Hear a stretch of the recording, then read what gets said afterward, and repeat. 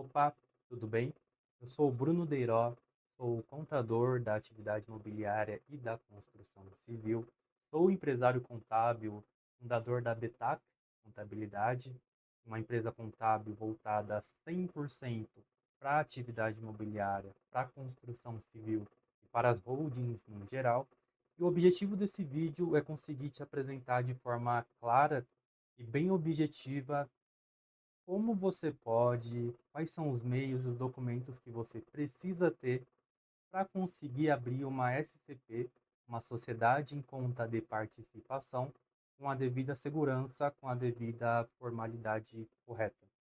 E antes, né, de explicar passo a passo como você pode fazer isso, o que você precisa fazer para cumprir com esse processo de abertura, faz sentido eu explicar para você, de forma bem resumida, o que é uma SCP. Eu já fiz alguns vídeos sobre SCP aqui no meu canal, vou deixar aqui no card para você dar uma olhada.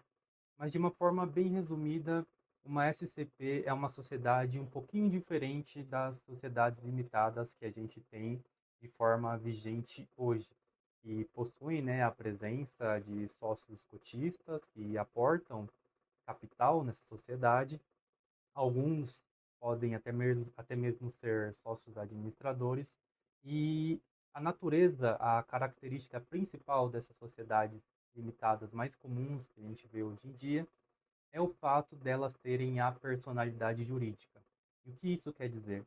E praticamente ela pode executar diversos atos utilizando o seu próprio nome para isso. Ela não precisa de um nome de terceiro, do seu sócio, por exemplo, para conseguir executar os atos societários e contínuos da operação da sociedade.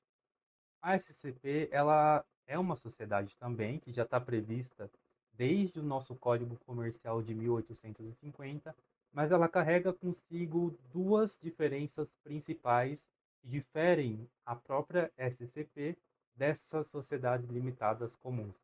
A primeira delas é o fato de que a SCP não possui personalidade jurídica própria, ou seja, ela sozinha, com o nome dela, não consegue executar nenhum ato jurídico, societário, tributário ou contábil por si só.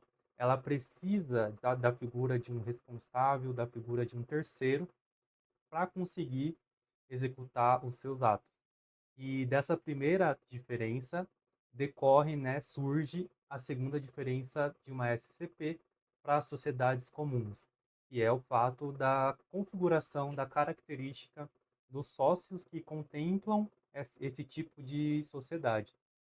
Numa SCP, nós não temos simplesmente sócios cotistas, sócios administradores que aportam capital, e a SCP, como eu falei, é, vá ter essa personalidade jurídica, porque ela não tem. Com isso, nós teremos praticamente duas figuras de sócio nesse tipo de sociedade. O primeiro sócio é o sócio ostensivo, que seria o sócio que vai puxar para si essa responsabilidade de executar os atos, de ser responsável por, de fato, executar esses tipos de atos em nome da própria SCP. Então, numa SCP, por mais que ela faça várias atividades, como executar um loteamento, uma incorporação imobiliária, ou for aberta para qualquer outro objetivo social, o sócio ostensivo será responsável por executar essa atividade da SCP no nome dela. Então, primeiro a gente vai ter a figura desse sócio ostensivo, esse sócio que é o responsável. A gente também costuma chamar na atividade imobiliária de sócio empreendedor. Depois do sócio ostensivo, nós teremos, né, a figura do sócio participante, que é aquele sócio que é praticamente um investidor. Ele vai entrar na sociedade só para aportar o capital e, eventualmente, correr os riscos, né, desse capital. Ou, na maioria das vezes que acontece, o lucro, né, desse investimento realizado, ou arcar com o prejuízo em relação ao negócio ali da sociedade, mas somente em relação ao capital aportado, certo? Então, nós temos basicamente, né, diferente da sociedade limitada, esses dois sócios, o sócio ostensivo e o sócio participante. Então, agora que você sabe, de uma forma bem resumida, a diferença entre uma SCP e uma sociedade limitada comum, como uma SPE, por exemplo, eu vou te mostrar, na verdade, quais são os caminhos que você precisa seguir para conseguir abrir uma SCP de forma segura, com conformidade contábil, fiscal, societária e tributária também, tá? Então, praticamente a gente começa esse caminho de abertura da SCP definindo quem são os sócios, né? Qual é a qualificação desses sócios dessa SCP?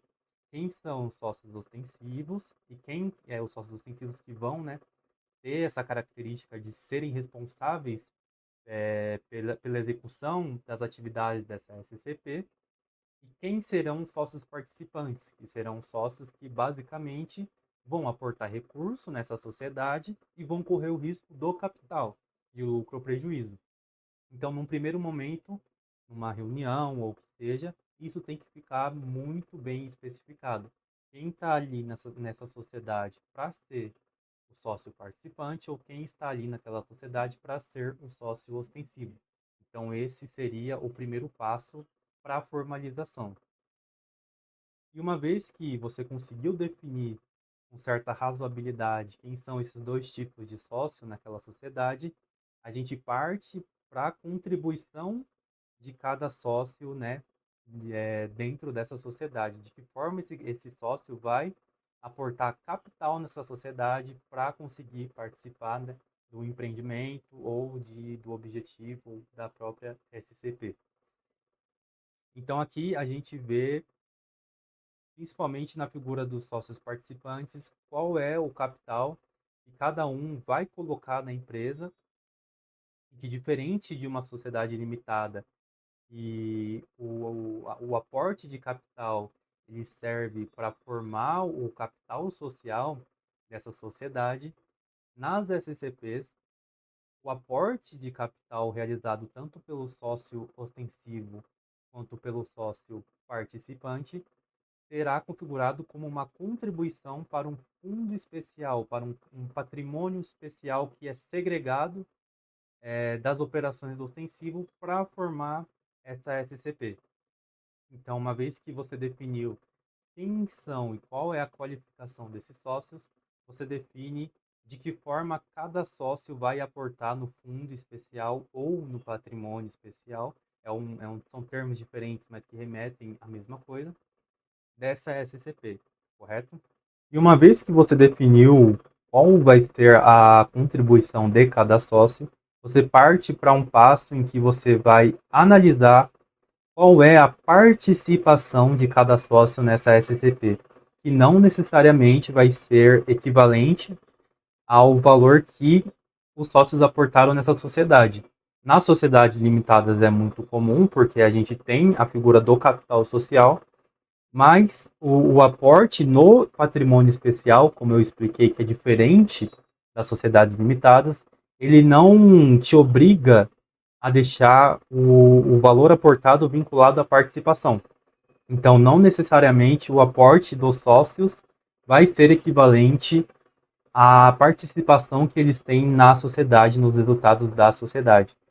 Porém, o mais comum é que isso seja proporcional, beleza? E uma vez que você conseguiu definir essas três questões, você parte para um passo de conseguir elaborar a minuta de constituição dessa SCP, dessa sociedade em conta de participação.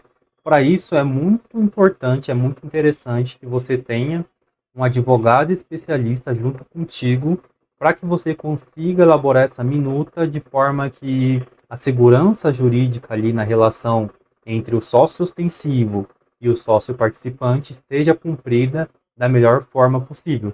Então, nesse momento de elaborar uma minuta, procure um advogado especialista em contratos e, se possível, também em direito imobiliário. E uma vez que você tem uma minuta bem redigida, em que todos os sócios, tanto o ostensivo quanto o participante, já aceitaram as condições daquela minuta, você pode ir para o momento de registrar essa SCP na Receita Federal. Você não precisa registrar essa SCP na JUSESP, como é o caso aqui em São Paulo, né, ou em qualquer outra junta em que você esteja no seu estado, porque a SCP não tem personalidade jurídica, como eu expliquei.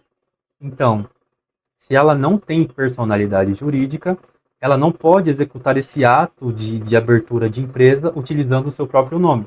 Então, tudo já vai ficar no nome do próprio sócio ostensivo, não sendo necessário que você abra um processo de formalização de empresa, de constituição de empresa nas juntas comerciais. Então, na Receita Federal, praticamente o que você deve fazer é fazer um processo de DBE lá no Redsim, né? Você não precisa fazer a viabilidade, porque a Receita Federal dispensa a necessidade de viabilidade para as sociedades em conta de participação, porque elas não têm essa personalidade jurídica e tudo que é da SCP fica no nome do sócio ostensivo. Então, como o sócio ostensivo já é uma pessoa jurídica consolidada, pelo menos se espera que seja isso, você não precisa fazer a viabilidade da sociedade em conta de participação.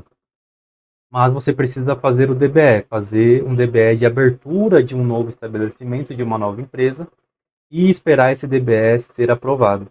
E assim que você tem o seu DBE aprovado, você precisa ir lá no portal de serviços da Receita Federal, lá no ECAC, e partir para a abertura de um processo de cadastro de novo CNPJ, como se você estivesse fazendo uma empresa normal, como se você estivesse abrindo uma SPE, por exemplo.